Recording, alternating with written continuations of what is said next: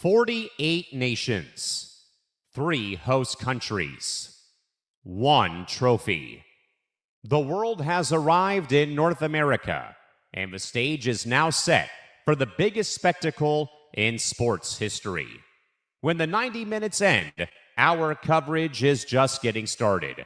From the tactical masterclasses to the heartbreaking drama, we are leaving nothing behind. From the Empty the Bench Network, this is your ultimate 2026 FIFA World Cup pop-up show. It's time to take it all the way to the final whistle. Welcome to Empty the Pitch. And now, here's your hosts, Callan McClurg and Trevor Williams.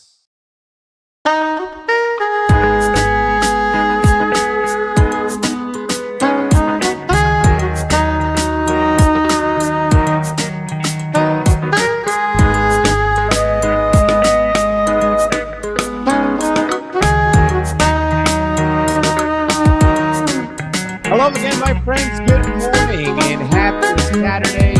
Grab that morning cup of Joe and get ready for a full hour plus recap of what you may have missed over the course of the week that was in the FIFA World Cup. As always, folks, it is Empty week number 2 taking place here this morning up until just after 9 a.m. Pacific time and just after noon Eastern to get ready for the next full day of FIFA World Cup action. He, of course, is Trevor Williams, joined today by our UW or Unnecessary Wagers co-host Connor Rowland, who has had a hell of a time betting on this World Cup. We'll have some thoughts from Connor as we go on today.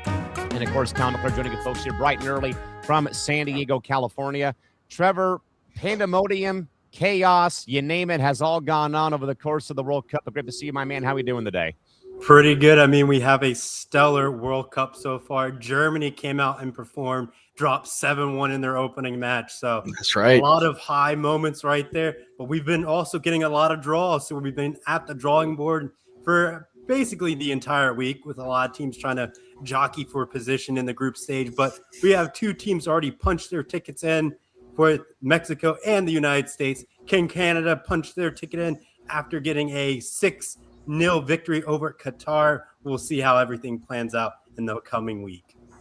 We again, folks, would like to welcome our Unnecessary Wagers co-host and one of our betting experts, Connor Rowland, who, again, him and Nate Miller did a phenomenal job talking World Cup betting yesterday on the program. Connor, welcome to the show this morning, though, my man. How are we doing today? Thank you. You know, it's been great. I've been really enjoying soccer. You know, I've never really interacted with it until a week and a half ago, and I can't believe I'm saying this. I made the same comment to my brother, and my brother thought I was a traitor for saying it. I'm enjoying the bad matches of soccer, like the bad matchups, the garbage matchups, more than I enjoy the bad football matches I watch. And I've been watching football for a while, so to realize that I was enjoying soccer more than football was crazy. You know, it can change your life, believe me. What that, though, folks, in mind is always here on Empty the Pitch. Again, we come to you, I should say, every Saturday, recap the full week that was at 8 a.m. Pacific time, 11 a.m. Eastern. We are going to lead you right up practically to about an hour before the first games kicked off today. We have 4 more huge games today, 1 early game, 2 games in the primetime time slots, and, of course, the late night game out on the East Coast, I should say. That, again, we have a lot of moving parts, again, folks. There are, in fact, two tickets that have been punched already at around a 32. Who will join El Tree and the Yanks coming up today? There is possibilities of there being more teams clinching their spots through to the round of 32. We'll also, they'll give you a full breakdown and recap. We were only here for half an hour on Friday to recap Team USA's match against Australia from Seattle, and also talk more a bit as well about Mexico's win over South Korea, and also some other big games that did, in fact, stand out over the course of the week that was. Of course, a reminder, though, folks, you can follow us on social media over at Empty the Pitch. We will have our daily viewing schedule for you folks coming out on Instagram very shortly, but again on IG and TikTok. And, of course, follow ETB on social media over on Twitter, IG, and TikTok over at ETB Network. And, of course, go like and subscribe at youtube.com/ETB Network. Go and help us out there as our watch hours continue to grow and grow and grow. And we also get closer to both 3,000 and 4,000 watch hours. Well, again, Trevor, will start off shop, though, with a full recap of Team USA's 2-0 victory over Australia yesterday from Seattle Stadium. Again, as we have noted, though, folks, that also had that very big kind of, weight, kind of, still hanging around, though, barring the Paraguay and Turkey match yesterday. But, of course, that went in favor of Team USA with the Paraguay national team defeating Turkey. Also, with them playing down a man last night, too, on Friday. But, Trevor, I will tell you what, I think a lot of us may have got a little concerned. I said this yesterday, too, on the recap show, that you hear like a lot of good news about Christian Pulisic coming back from the calf. Apparently, it was a in-practice injury that happened. Then it wound up being something, that it wasn't, then it was. And then they made the move, though, to not play him. I think just, hold him out for a bit longer. And, Trevor, this offense did not miss a beat yesterday. And, again, I said this, though, as well in the recap show. This is 2 matches in a row, though, fellas. It's been instant offense, 10 minutes, 11 minutes or into the match. And also, Trevor, they benefit again from another own goal from their offensive attack, though. And then, of course, Alex Freeman, goal, offside, long VAR, ruled a goal. Earthquake hits at the stadium. Team USA wins. The game gets a little bit chippy and out of control, though. Did not like, though, how a lot of the guys kind of took the bait, though, when it came to the tactics of the physical play. The chirping after the play was dead. And now a lot of key cogs now, Trev and Connor, sitting on 1 yellow card. And, of course, you kind of enter a bit of a, danger zone there. Trevor, before we get to all that, though, your thoughts on how Team USA looked without Pulisic yesterday in their victory over Australia from Seattle yesterday afternoon? I think right there, that was a statement win, getting 2-0 over Australia. Granted, the own goal definitely did help in the 11th minute, but without that, I mean, it was a physical match, and I didn't mention that last week, that it was one of those do-or-die games. But even going into this game, it was a lot at stake, because even if Australia won, they were playing for goal differential as well to sit on top of the group. So it was like a very tactical victory on what we had to do. The simple scenario is USA wins, good goal margin, and then you just continue to go forward to sit on top of the group. But now if you lost, it's okay. You could bounce back against Turkey and still come out on top of the group. But we have the latter scenario where we just flat out won, got the goal differential, makes it a little bit easier in the group stage. And now we can kind of rest our players going into the Turkey match, because I feel like Australia is going to do that one last push to knock off Paraguay and try to slip in as best they can. So we're kind of in the driver's seat. We're controlling our own destiny, but we can get the third win. Then we're on top of the group looking pretty. Connor, again, as you said, though, again, you've had so much fun. We've enjoyed, your commentary in the Slack channels, trying to figure out, nuances of the game, and we really love it, though. But even, Connor, I would even ask you, dating back to last Friday, this is the first U.S.-hosted World Cup in 32 years. Mm-hmm. And, we all were either young or not born, though, or very young, though, when the first World Cup came here, and about that the global spectacle of, like, would the American fan base accept soccer as one of their own? I think now here we are, though, 32 years later, Connor, seeing this World Cup, though, in Canada, seeing the game in Mexico, but then it comes here, though, and 2 matches in a row, though, over, 65, 70,000 people, all wearing, the stars and stripes. Again, the videos, them singing Country Roads Take Me Home after they won yesterday. How Mauricio Pochettino got very emotional talking about, being the leader of this team as the head coach. And he even said, I might be from Argentina, but this fan base, has really pushed us to be where we are, here today. So I would even ask, Connor, before we talk about the match, though, through 2 weeks of you watching this tournament and watching Team USA play, what has really captivated you, kind of in a way on the fence about the sport, now all of a sudden kind of being all in for the tournament and watching this team play? I mentioned this actually on our show, Unnecessary Wagers. It almost brought a tear to my eye watching the social media outpouring of foreign people coming to America at a time where that itself is it usually prompts a very negative response. Right. And instead of getting that, we're getting British people teaching us what songs to sing in the bars. We're getting Scottish people emptying out taps. We're getting everybody of all walks of life enjoying themselves. Like, I know Nate mentioned it earlier. There was a video of Japanese people trying Texas barbecue for the first time. it was a rare treat for me to get a sporting event that also had such a beautiful moment of cultural diffusion. And I think what more impressed me was that despite everything going on in the world, because all this divisiveness is not native to America. Europe's Right. experiencing it themselves. For everyone to just take a moment, take a breath, stop, and focus on the game itself. Let the players play, let the culture shine. It's beautiful. It's a beautiful thing. And it's going to keep me. Yeah, it very much is. I agree. Go ahead. No, I also have decided, like, I've like through all this, I've realized that I'm not going to just watch soccer during the World Cup. This experience has turned me into a permanent soccer fan. And so from here on out, I'm going to be watching soccer pretty regularly. So I've joined the cult, so to speak.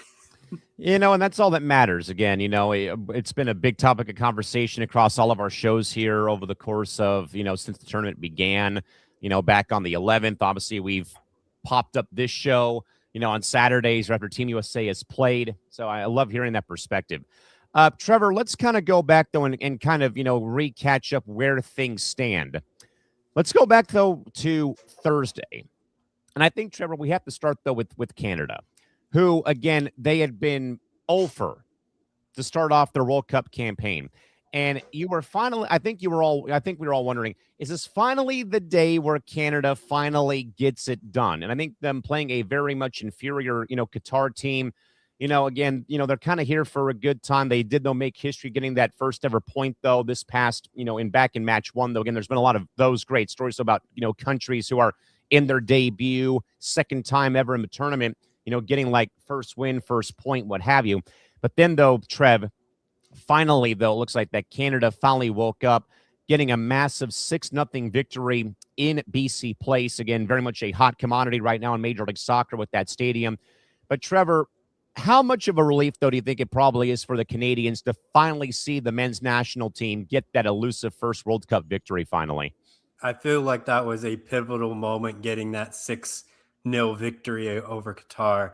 But I was like, going into that game, I feel like Qatar could have stunned them, got an early goal, and every Canadian would be like, here we go again. We can't win anything. We were losing to this team. But now it's like they just turn it on and they try to make it into a masterclass, make it look like a clinic, just running up the score basically. But they kind of needed that in that group scenario because their group is pretty ferocious for the most part that they have to deal with. And it's like jockeying for position, because I want to say they're in the same group with Bosnia and Switzerland on that front. Yes, that is correct. Switzerland just also got a 3-goal differential over Bosnia. So it's a race for goal differentials to claim the top spot in that group right now. So great win for Canada, but I feel like the job's not done yet to get out of this group stage to advance to the knockout round. Connor, very much, I think, we've had a lot of these great feel-good stories, as we said, though, about, like, Curacao plays their second ever game in the World Cup today. You had the Ivory Coast shock Ecuador a few weeks ago. Cape Verde has become like the team of this tournament with how their goalkeeper, held the almighty Spain side to nothing in their first ever game. That you've had so many either unsung heroes, you've had the debuts of new nations.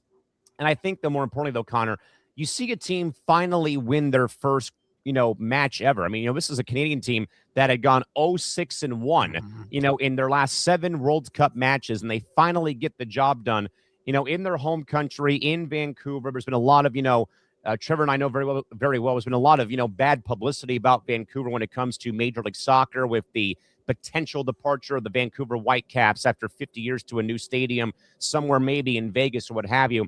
But Connor, how cool, though, maybe seeing a team like Canada, one of the host nations, finally getting that first elusive dub in the World Cup this past week.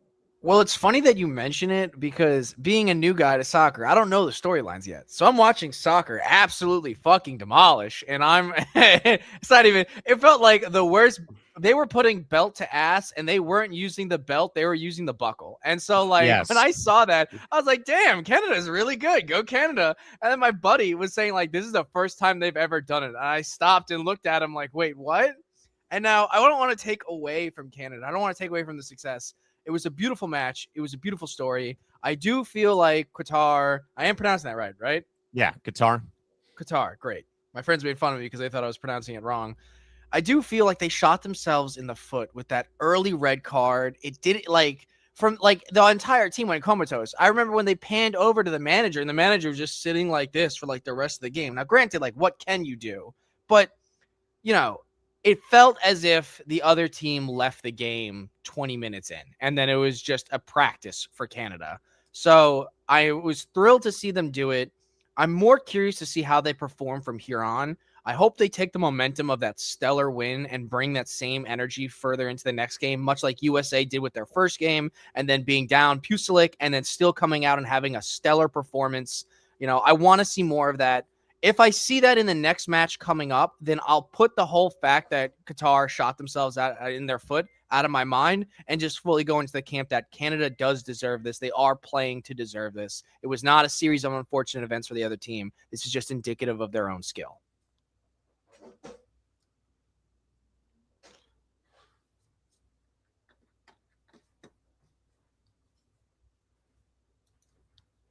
Callan, I think we lost you. Yeah, we don't hear you, man. Oh, sorry about that. I was going to say that I think, Trevor, that the other great game that happened on Thursday had to be Mexico playing South Korea on Thursday. I mean, that was a electric atmosphere. I don't know people, and here's another storyline for Connor.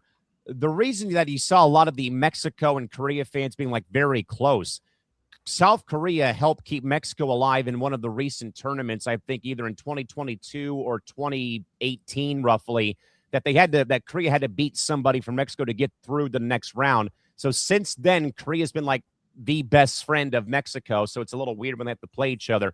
But Trevor, that game was epic, but it took a goalkeeper gaffe to give Mexico the 1-0 win to clinch Group A, though, on Thursday. But I mean, it was a great, great battle between those two teams from Guadalupe this past Thursday.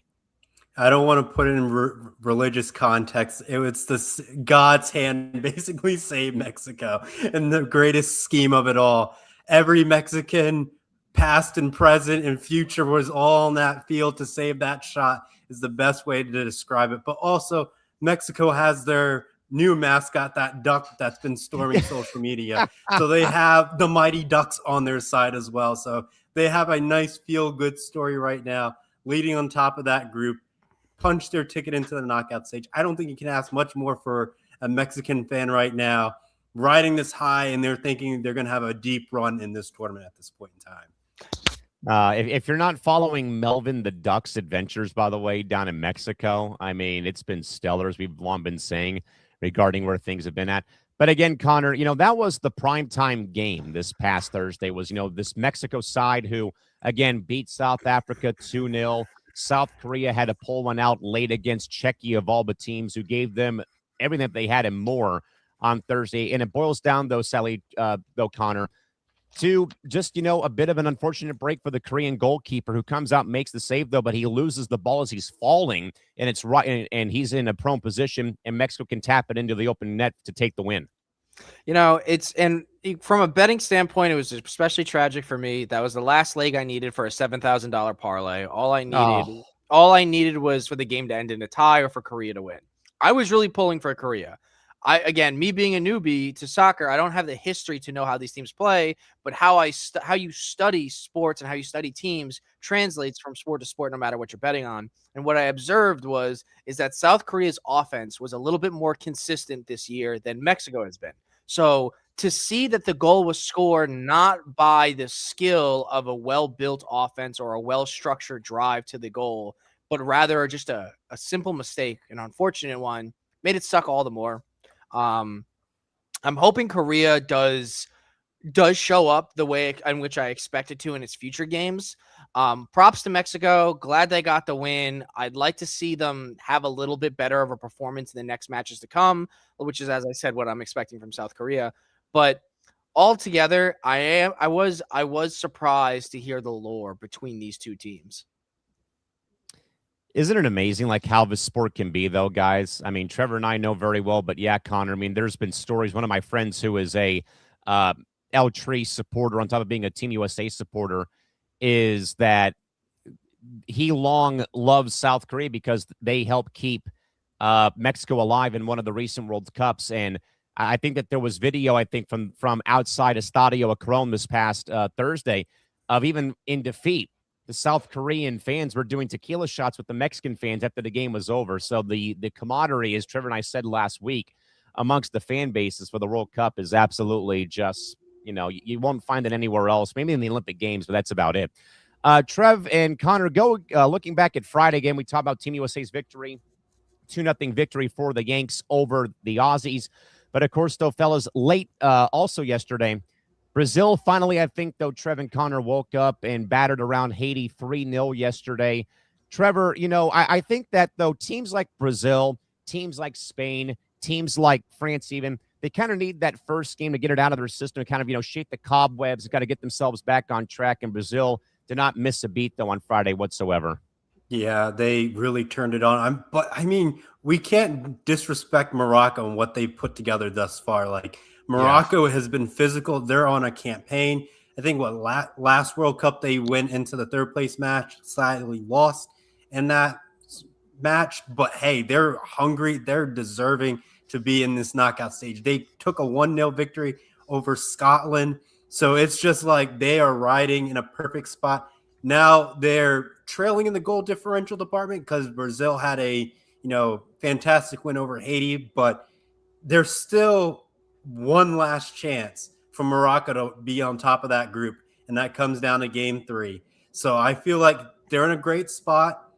Brazil needs to keep this momentum running, keep running up the score if they want to sit on top of it, because I guarantee you Morocco will probably win their last match, and I don't think they're going to have any type of issues because they got Haiti. So I feel like they can probably get 2 goals out of that matchup without too much of a problem. So let's see where Morocco goes. But if Morocco somehow loses to Haiti, I don't know what to do. But at the same time, good teams tend to lose to bad teams. I just think about Argentina in the last World Cup against Saudi Arabia going down and losing. So anything is possible.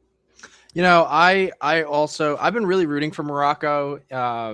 I don't have a horse in this race, being so new to it. So, like any gambler, I root for the team that made me the most money. Morocco made me a shit ton of money, and they play enjoyable. Like you said, they're physical. They're always fighting for the ball. I don't see them wasting time or playing for a draw like some of these strategies have been recently. So they're an enjoyable team to watch. One team that I want to include in the sense of they had a pretty rough start, and I'm hoping that they wake up, is Portugal. After watching the Argentina match, everyone's saying, "Oh, if Messi scored 3, Ronaldo's about to go fucking nuts." And I'm like, "All right, let's see it. I know Ronaldo's name. I'm familiar." And then I go to see him play. I go to see Portugal play, and I'm like, "Wow, this is not what I was sold. This is not what I was." This is so underwhelming. It's pathetic. Exactly. And now I mentioned it on the Unnecessary Show, and take my grain with the most minuscule amount of salt you could possibly pinch. I think Portugal is going to have a problem in this series, in this World Cup. Because when you have players like Ronaldo, and this goes for any sport, when you have players like Ronaldo, where their name shapes the sport itself, their legacy defines the culture of the sport, and then they're playing poorly on a global stage, they get in their own head, they get selfish, they get determined to show that they can do something, and it fucks everything up. So I'm hoping that in this next match for Portugal, either Ronaldo wakes up or Portugal decides that not everything has to go through Ronaldo, and they have a little bit more structured offense, and they show up and they play well. Otherwise, I don't think Portugal is going to stay around for long. I would say the same thing though, fellas, concerning Spain. I mean, you let Cape Verde in their first ever game as a World Cup debut and tie 0-0, in that they bring on, the spark plug of, Yamil in the 71st minute, and they don't generate anything. And you'd say the same thing, too, about Portugal. I would agree, though, as Trevor was saying, though, Connor, Scotland, though, laying an egg against Morocco had to be probably one of the biggest, I'd say probably one of the bigger upsets of yesterday. But, of course, Trevor said, though, this is the same Moroccan side who was, third-place finishers just 4 years ago in Qatar or Qatar. Give me a history lesson here. How well has Morocco performed on the global stage these last 5 years? They're a team that's just very they kind of come at you out of nowhere, like as Trevor said about the last couple of years the last World Cup, they were third place finishers. Oh, okay. Okay. So then this is them showing up and trying to and being determined. Then it's not like they're emerging from nowhere. Yeah. Okay. I would argue that it's kind of starting like their golden generation right now. It's like they have that momentum going. So probably the next World Cup after this, there's still going to be a dominant team that's going to be a threat. Then after that, they're going to start having older players, and a lot of that team is going to get phased out. So they might be a little bit weaker. They might have something that's more intense as the generation keeps growing, but it's very tricky on how you see it. Most players really have 3, maybe 4 World Cups in them. So right now we're getting close to that. I don't want to say prime Moroccan team, but we're getting close to that point where you got a lot of good players that have one last good push that they can do in the next World Cup to come. Definitely. And then guys, to round out the day of action on Friday, and it helps clinch Group D for Team USA. Paraguay playing a man down, gets won by Turkey. They win 1-0. Turkey officially out of a tournament after going 0-2 on the first 2 games, though. But Trevor, so surprising though and I happened to check the box score of this game while I was at work last night. This was a very weird game with Paraguay going up early, and then they self-destruct though with a couple of bad cards, and they get a red. They're playing 10 men for the entire 86+ minutes remaining, though, and they still, though, find the way to win the game over Turkey to knock them out and clinch Group D for Team USA. That is pretty impressive, I would say. The last time I saw a team down by a player, cough, Italy, they were up at half in that same scenario, and Bosnia comes surging back to win that game. That's basically what ends up happening. Turkey could have done that, but sadly, it just did not happen. I thought Turkey was another threat that the United States has to deal with, but since now they're eliminated, they're just playing spoilers, but it doesn't hurt the U.S. at this point. So it's just a fun game. U.S. is probably going to rest some of their star players, not take any unnecessary nicks here and there, and then the game is basically over. It's like a celebratory, walk off the pitch, do some nice fan photos, and that's the match for the U.S. playing Turkey next week. So that's where I'm just going to leave that with that one. Yeah, Connor, I think this game was just, a bit chaotic and just weird, though, that you get a goal early in the match, and then you're forced to play 10 men because of a red card for the last, 83, 85, 87 minutes, and you still can hang on to win the match over, in general, while playing in a way with a hand tied behind your back. I mean, it was just bonkers how that game went, though. And I think, though, what was more interesting, the goal scorer is who got the first card 2 minutes later, and then eventually it led to that happening. So it's a very weird catch-22, Connor, but more importantly, again, that win, though, gives Team USA the group, and they move on, though, via winning the group plus beating Australia. But, I mean, that game, though, Connor, I don't know if chaotic's the right word or just weird or whatever it might be. I would, not to be mean, this is going to sound mean, but the word that came to mind for me was pathetic. That's a fair point, too. I hate saying that because, you made it to the World Cup. No one deserves to have dirt thrown on their name. If it was football, it'd be different because shit-talking is part of the sport. I'm not sure if shit-talking is part of soccer. So far, I've just been seeing fans loving each other. So I feel reticent saying it, but how the hell do you lose when you're up a player? How do you get outplayed offensively when you have one extra man there? When I think about basketball, and I think about lacrosse. That's a sport I play. For sure. The offense is structured in such a way that if you have one extra man, you could do you can't do it in soccer, but you could do a pick and roll. You could pull 2 men out, and then all of a sudden that there's less people in the box. In lacrosse, it was always about making sure that you could pick up 2 defenders, so it pulls it off someone else to make the assist, so they could dump it in the cage. Now, for soccer, I understand that it's not the same, but at the same token, you're playing with you're going up against a defense that's down somebody. How are you not able to structure something so that it goes your way? That's what I just simply don't understand.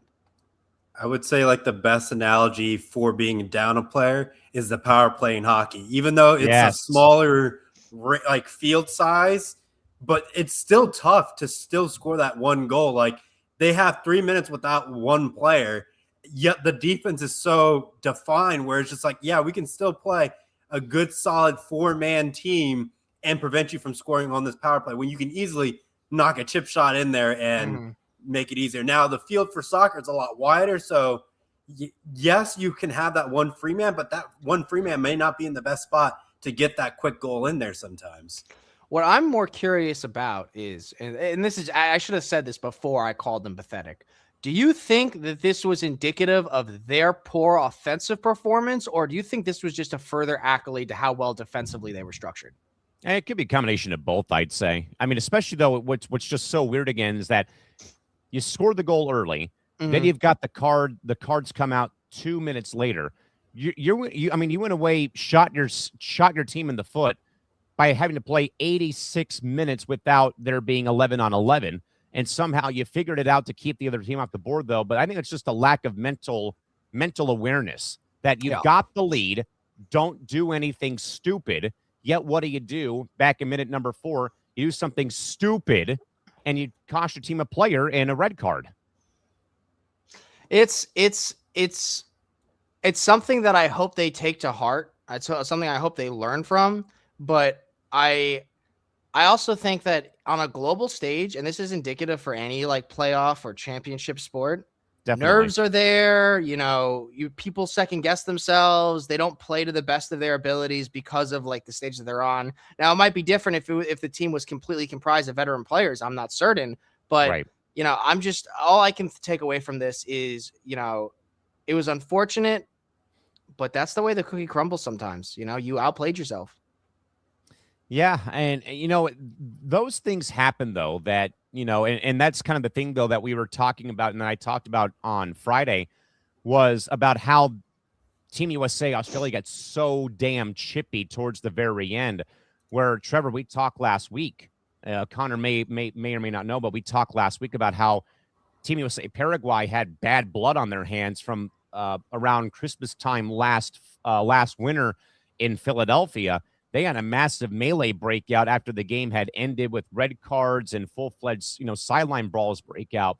Then, and actually, guys, as we talk about that, we had that happen too a bit with the game on Friday. But we also missed, though, guys, sadly, was the scuffle with Canada and Qatar after the Canadian forward suffered that gruesome leg injury, how that got really, really out of control. I think they had to, separate the teams. There was even, some words exchanged between the head coaches of both teams. That got very much out of control, though, and stuff like that. But in the case of the Paraguay match with Turkey on Friday, that right there was just more like self-inflicted, dumbness or stupidity.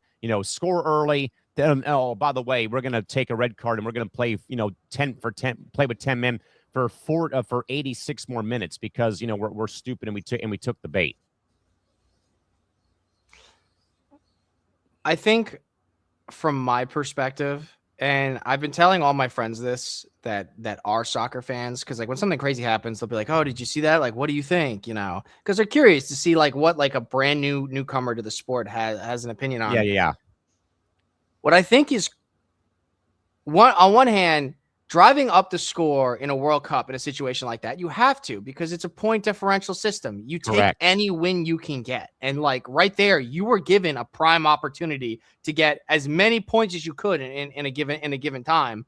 But that foul felt so vindictive and intentional. And like it split my friend group because like half of them were saying like, no, that was an accident. There's no way that he would do that intentionally. And I'm like, I don't know, man. He came down as hard as he could on that guy's leg like that. Maybe you guys saw it clearer than I did. What did you guys think? Did you guys think it was intentional? Trevor? I wasn't able to catch the match for that, so I can't comment on that. I mean, yeah, you and me both. I mean, now I will say that I hate to say that, thankfully I missed it, but I did not see the foul with the Qatar-Canada match that resulted in the leg injury because I had just looked down to do something, and I looked back up, and the backboard was out there. There was, a bit of a pushing and shoving match breaking up or starting on the sidelines. And then, of course, post-game, it was the very awkward / semi-heated handshake between the head coaches when the match had concluded. down in at that, in Vancouver, I should And then he say. walked off and goes like this, and the coach is still yelling at him and shouting at him. You know, you want to see that. You want to see a coach come out for his players, but like, what can you do in that situation? You're down a player. They just scored 6 on you because of the point differential system. It was great for the other team. Like, do you be mad at your own player for getting the red card in the beginning of that game and killing the team? Like, I feel like that's where the anger really lies. I would think there would be a little bit of that because I think they play with 9 men to finish off that match because they took another red card because of that foul. And then, the injury, the delay, and then all the stuff and the extracurriculars that broke out as well. By the way, guys, I want to show a quick video from Barstool Sports if I can here. The invasion has already happened, gentlemen, as the Netherlands plays in Houston to kick off the day of action. Fellas, it has happened again. Check out the scenes right now in Houston with the Orange Army right now in Houston.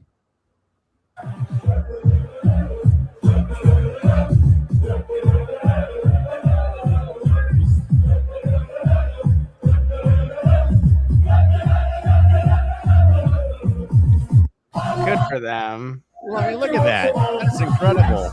They're having a great time. The coordination for soccer fans always surprises me in their celebrations. Like, the most coordination you get out of a football stadium is like the wave. Yep. The wave. Maybe like, let's go insert team name here or chanting defense. I will say I hate the Netherlands uniforms. I was watching it, like, I remember making a They're comment. a bunch of oranges. They look like orange highlighters. Bro, it was so bad that you couldn't even see like the numbers. And when they did a pan out, the orange was so bright it was blurring their limbs. I was like, are they just trying to keep them incognito? What is this? Is this some anti-facial recognition technology that I'm not aware of? They don't want James Dolan coming after them. That's why they're doing that. 100%, yeah. That's why. Oh man, yeah. I mean, again, those videos we have lived for. Again, as Connor mentioned a little bit at the top of the show about Freddie, the German soccer fan, who's been just like all over the country, all over the continent. Again, the Bucky stories, the Taco Bell stories, the Waffle House stories, all that good stuff. We'll take. We'll first remind you folks again, as Trevor and I have long said. I think Connor can back us though. If in fact you're going to be going out again to go watch more footy today, we'd like to remind you again. Please go support your small businesses. Go support the mom and pop bar. Again, that'd be O'Brien's here in San Diego, who was absolutely jam packed yesterday for Team USA's match. It's where our supporters group for the American Outlaws chapter of San Diego convenes for every match day in Kearney Mesa. Again, Trevor's gone to his bar. I'm sure Connor will find a bar somewhere eventually if he gets out of the house to go watch, with all the fan bases out there. Because I'll tell you what, it is a almost, and I think Trevor would agree, Connor, it is a out of body experience to be able to go watch soccer at a bar around this time of the year, or like one of the club hosted watch parties that's happening. Like we've had a bunch here on the beach here in San Diego. I mean, they're like, 10, 20,000 people deep. They cap, letting people in on the boardwalk here. Trevor's gone to a few. I mean, Connor, I'll tell you, we really recommend if you get a chance at some point during the course of a tournament, go out to a bar locally or go to one of the watch parties and just take it all in, my man. Just take it all in and soak it up because it's incredible how it is. I'd love to do it. I live in upstate New York now, so the bar, like I visited a bar recently with one of the matches, and it was one of our local pubs, and I guess because we live in upstate New York, it was still a local pub. It wasn't a soccer pub. It didn't transform. I went on social medias, and the only bar in the area that, like for us, that really transformed into a soccer match was in Albany. So my plan is I'm hoping before the World Cup ends to go back down to Long Island where I'm from. And I know the culture there is going to be a little bit different. I will get to soak in that sort of like shoulder to shoulder bar pub experience. Beer spilling over you when the maybe not the beer. I have a bad track record of someone spilling beer on me and then a problem happening. So like maybe we can avoid the beer being spilled. I think the more important question, has Boston been able to refill the taps yet of Sam Adams, or are they still like in shutdown mode right now with how the Scottish fan base has just outdrank the whole city of Boston? We're gonna have to check in with Ben on that one and figure I was out gonna what the say, lay of the land is. I mean, come on, Ben, you're letting the Scottish fan base outdrink the Boston natives. Like, I think they've met their match, fellas. I think they've met their match. I feel like this is probably like maybe the third World Cup where that happened, where a city ran out of alcohol. I think Brazil had that issue, and I knew Russia had that issue in 2018. I was like saying, how did you run out of alcohol in Russia of all places? I'm like, that should be boozed up through the tea. Yeah, Christy. I mean, if they are, that might set a record for like, instead of like, number of days without an accident on the job site, number of days that Boston has not had beer. 1. Yeah. With that, though, guys, we'll take a quick break here to let you know that coming up on Sunday, that your Sunday morning is more than just for coffee, but also for the hottest takes and sharpest analysis in the game. Join Zan Bando every Sunday for Zan Zinger Part 2, taking place at 11 a.m. Eastern, 8 a.m. Pacific time, as they move past, or he moves past, the box scores to find the real stories from the heavy hitters in the UFC octagon to the heartwood of the NBA and the rising stars of college athletics. Whether it's a breakdown of the bad blood in a heated rivalry or the tactical clash of a championship matchup, Zan delivers the truth without a filter. Get your Sunday started with the insight that you won't find anywhere else, but also join Zan tomorrow. If you are a MMA fan, Zan will be joined tomorrow for a exclusive sit-down interview with Professional Fighters League CEO John Martin, as they now sit a week away from their next fight card from San Diego here at Pechanga Arena next Saturday night. So Zan will be sitting down with John Martin, the PFL CEO, to talk all things PFL, where MMA is at, and also maybe some thoughts about the UFC as a whole that is coming up tomorrow on Sunday at 8 a.m. Pacific time, 11 a.m. Eastern, right back here on ETV. So go ahead and subscribe right now at youtube.com/ETV Network. That is Zan Bando alongside John Martin, the PFL CEO, tomorrow back here on Zinger Part 2. All right, guys, to the Saturday slate. Connor, we can also get your betting insights here for the 4 games at hand that kicked off in just over an hour at 10 a.m. local time, Pacific time. The Netherlands will face Sweden coming up in match 1 of the day in Group F from Houston. A win by either the Dutch or the Swedes will put themselves heavily in the spot for a round of 32 berth. Right now, per win probabilities, guys, it is the Netherlands 58%, Sweden 42% for match 1. Trevor, how do you see this match shaking out with how both teams played in their first game of the tournament, especially, I think, with the Dutch having that lead against Japan and could not find a way to put them away in their first match? I feel like we're going to be interesting for a thrilling match to kick off the day. I mean, Sweden sitting on top of the group with 3 points, but the Netherlands has 1 point. So it's really still jockeying for first place for the most part. A win for the Netherlands gets them through a little bit, but at the same time, for the national team, they know what they have to do today. They know what they have to get the job done. They're a team that normally gets out of the group stage not too much, I would say, without too much of a problem, but Sweden's also another team that gives teams a lot of headaches. So we could see another possible draw here. But if I was the Netherlands, you got to go to the left, to the right. And with that, they will be able to have their defense in the right position to make sure Sweden doesn't get any points and they can get that 1-0 victory to get on out of here today. All right, Connor, what are your thoughts here? And maybe what does the betting slip look like for at least the first game of the day with the Dutch playing the Swedes to kick off the day from Houston? So I haven't looked yet. I haven't looked yet.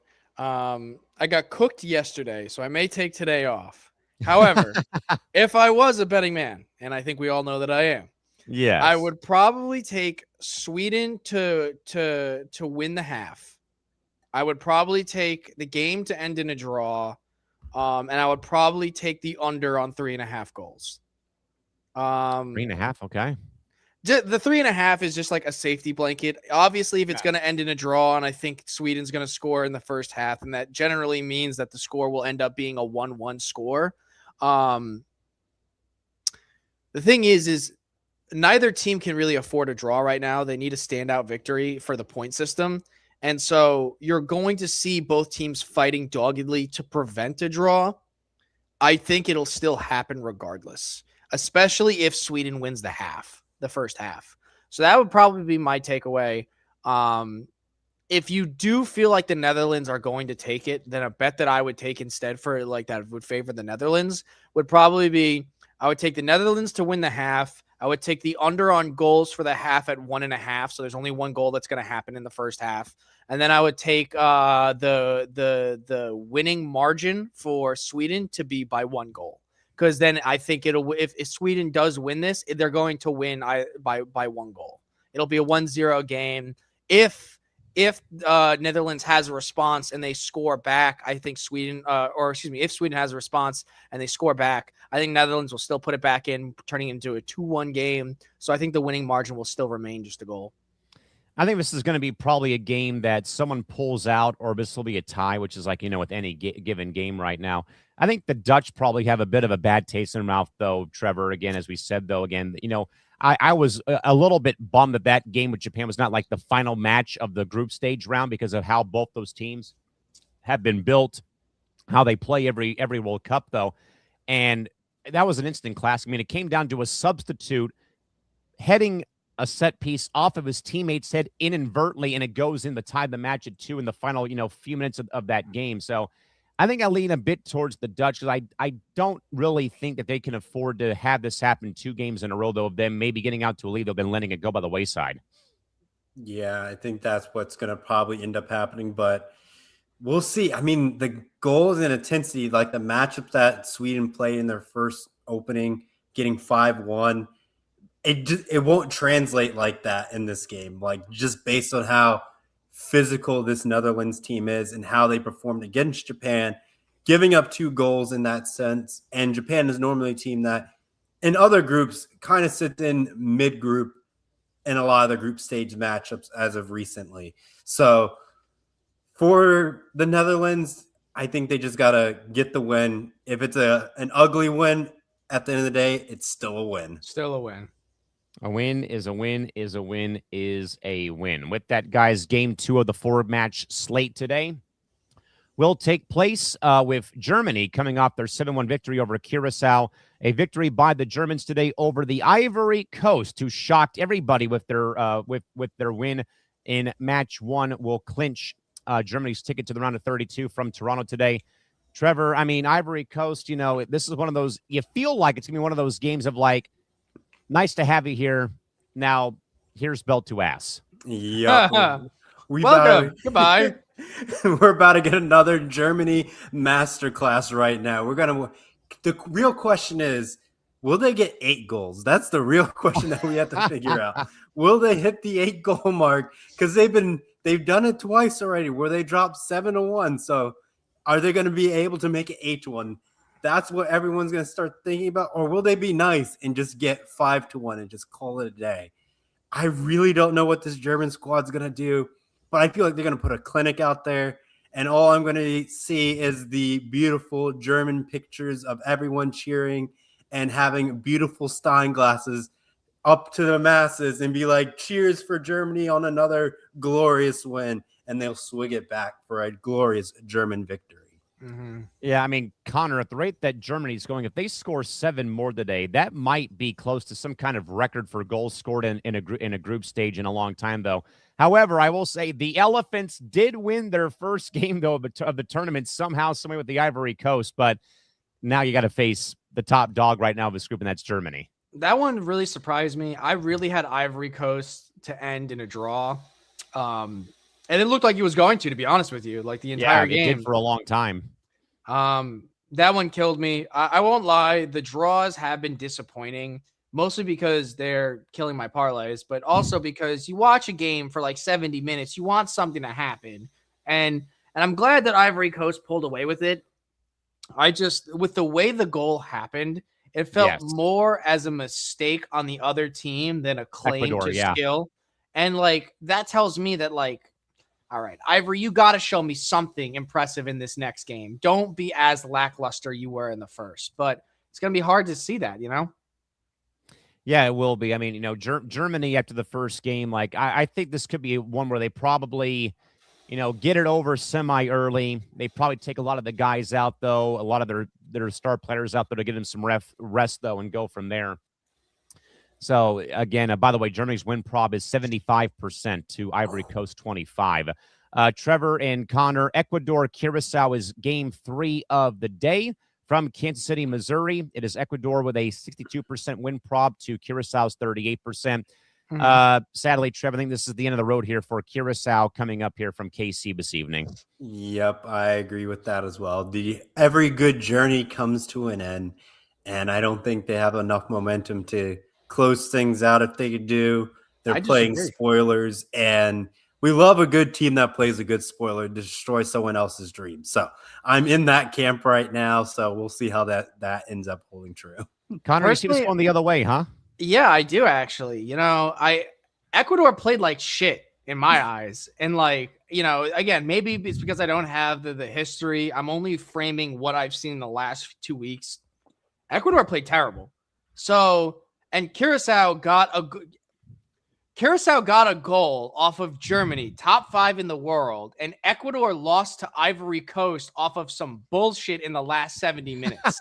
If Curacao can get a goal off of top 5 in the world and you lost because you shot yourself in the foot, I'm thinking Curacao looks like a nice underdog right now.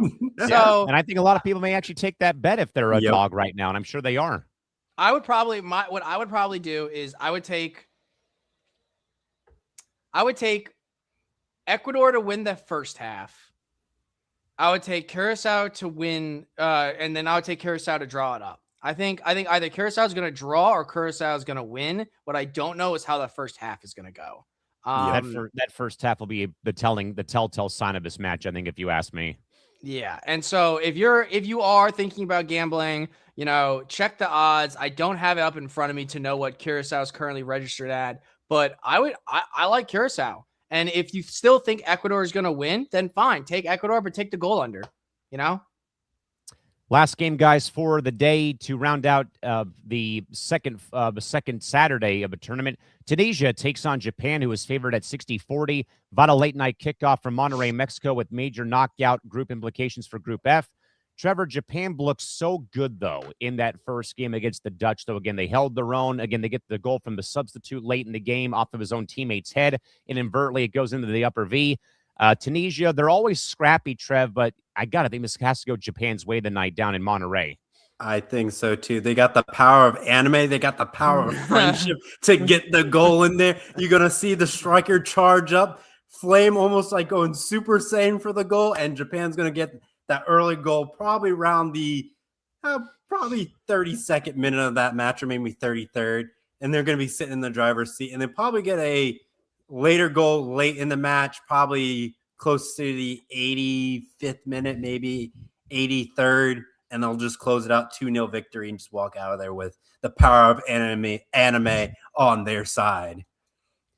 Should be a good match, Connor, but I do think Japan's got to feel good about themselves, though. Again, them and the Dutch played, I think, one of the best games of the tournament, though. Yeah. That first game in Dallas where, again, the Dutch go up early, they tie it up, they fall behind, they come right back, though, in the dying minutes of stoppage time or regulation time to tie that game up, though, against the Netherlands. I mean, they got to be feeling good about themselves, though. And Tunisia, they're scrappy.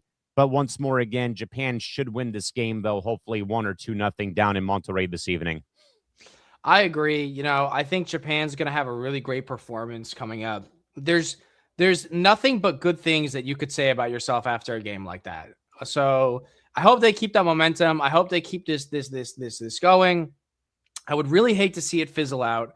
I'm looking at it right now. I think I would take, I'm looking at it on my other monitor here. I think I would take Japan again, Yeah. I would take Japan, and I would probably take them to also win the first half.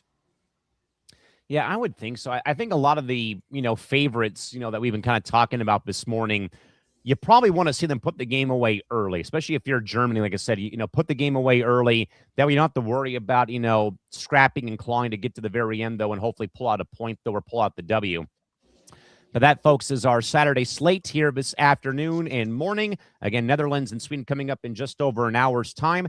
Germany, Ivory Coast at 4 o'clock Eastern. Then at 8 o'clock Eastern time, Ecuador will play Curacao. Then at midnight Eastern, Tunisia will play Japan to round out day number 9 already of the World Cup. Real quick, guys, so we'll talk a bit about the slate on Sunday. Trevor, could they possibly do it again? Spain will take on Saudi Arabia, who might have a chance to pull off one of the single greatest group stage eliminations probably in recent memory if that happens tomorrow morning. It will be a thrilling moment to watch. Imagine being in Saudi Arabia and you knock off Spain.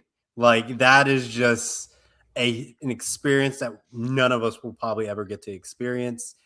But just being in that atmosphere and them doing that to Spain, because they did it to Argentina last year, and you would feel like you're on top of the world. If you do that to Spain, which is basically the World Cup favorite to basically win this year, it's a huge statement for that country and that part of the world, saying that we can hang with the European top dogs. Now, if you put them against, Colombia, Brazil, they might not be there just yet, but they're a team that's starting to turn into that dark horse, not a dark horse, a trap game. That's the best way to really set it up. They don't have anything to lose. They're just there to create problems, and they love to do that right now. Connor, I got something has just been like telling my gut that this is going to go in favor of Saudi Arabia. I mean, if they were to somehow stun Spain, who to take your words, who looked like shit in their first game against Cape Verde, and they tied really with did. them after having 20 plus shots towards goal and none of them go into the net. If Saudi Arabia pulls off the stunner tomorrow, that might set this entire tournament on fire. Well, here's the thing. I don't think it's going to. I don't want to be. You never know. Yeah. I think Spain's going to win this, and you can call me a crackpot. You can call me tinfoil hat wearing guy. I think the Spain Capo Verde match was fixed. There's already been arrest. There's already been one arrest on the staff for Spain in terms of the offense.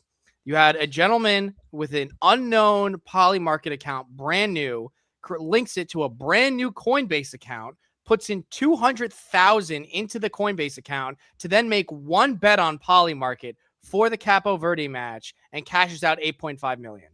To me, that's fucking suspicious beyond suspicious. That's rigged, all right? So I think what we're going to see is we're going to see a non-rigged Spain go up against the team. I think Spain's going to win this. That's my take. If it gets rigged again, I mean, that's a pretty nice payout if Saudi Arabia wins. I think they're going to run out of people to arrest if Saudi Arabia wins. They got oil money over there, so I think they can pull that one off. Oh, yeah, for sure. Where's the Saudi PFI at, or PIF at? Exactly. I mean, yeah. I think Ivory Coast even had a player arrested, I want to say, too. I think for something involving like wagering on. This was actually back when he was playing in France in the regular season for his team in Nice, France. So, yeah. But then again, though, guys, it's the World Cup. FIFA's corrupt as fuck. I mean, what else is new? So there's that. Also, guys, tomorrow on the schedule for Sunday, Belgium will play Iran at 12 o'clock Pacific time. Uruguay will face Cape Verde, and New Zealand will face Egypt at 6 p.m. to round out the day on Sunday. To briefly get you caught up on where things will stand, though, come the rest of the week. Well, we'll probably hold off on that, though. We're time stand, though. But again, folks, to recap the upcoming slate of games and to recap yesterday again once more, Team USA 2, Australia 0, Morocco beats Scotland 1-0, Brazil over Haiti 3-0, and Paraguay with 10 men defeats Turkey 1-0. And Turkey officially out of the running for Group D. They will have one more game against Team USA on Thursday. To recap today's slate, though, coming up in just over an hour's time, the Netherlands will face Sweden at 10 a.m. Pacific time, Germany, Ivory Coast at 1 p.m., Ecuador, Curacao at 5, and then Tunisia and Japan is the late night game at 9 o'clock this evening. All those game times listed are Pacific time out here from Southern California. We, folks, are back with you coming up next week, following Team USA's next match that will take place against Turkey coming up. They are the late night game on Thursday, on June 25th, I should say. That was correct. My apologies. So, yes, we'll be back with you folks late in the evening on June 25th for our next USA recap show after they do, in fact, face Turkey from LA Stadium coming up on June 25th. That will kick off at 7 o'clock Pacific time that upcoming week. That is also, by the way, where things get very interesting, guys. That kicks off Wednesday. That kicks off a slate of 6 games over the next couple days, starting on Wednesday. So we go from 4 games to 6 games starting on Wednesday as we get to the end of the group stage here across North America as the World Cup continues here today with 4 more games, once more to before we sign off here again. Today's action will again include the Dutch and the Swedes at 10 a.m., Germany, Ivory Coast at 1 p.m., Ecuador, Curacao at 5 p.m., and Tunisia will face Japan at 9 o'clock tonight, and all those game times are Pacific. With that, folks, thanks for joining us here today across our social platforms. We are back, as we said, though, on June 25th. So for Connor Rowland and Trevor Williams, Callan McClurg saying good day and enjoy another day of World Cup action. We'll see you folks back here, as we said, next week for another episode of ETP as we recap Team USA Turkey following the match here on June 25th. Have a great day and enjoy the entire rest of the week and weekend of FIFA World Cup action. Have a good one. Bye-bye.